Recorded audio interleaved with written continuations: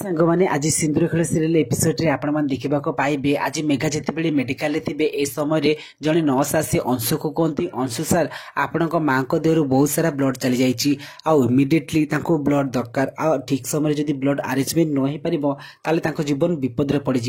एक शुणी अंशु आ परिवार लोक समस्ते आश्चर्य हो पड़े। आते मल्लिका कौच ए सब जहाँ भी है केवल ये आद्या ये आद्या जाशुणी ता झील को एमती करने को जहाँफल आम घर एत बड़ क्षति होगला।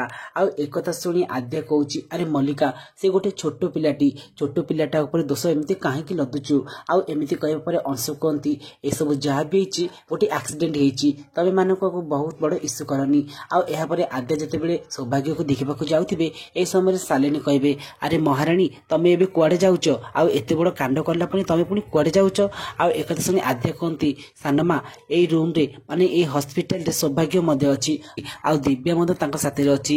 एक शुणी शालिनी आखिरी लु आसी जाऊँगी शालिनी भावुची दिव्या सहित देखा करेंगे किंतु एत बड़े स्वामी मना करते। फ्रेंड्स आपण कौन लगुच आज कल शालिनी सौभाग्य आ दिव्या को देखा करने को जापर?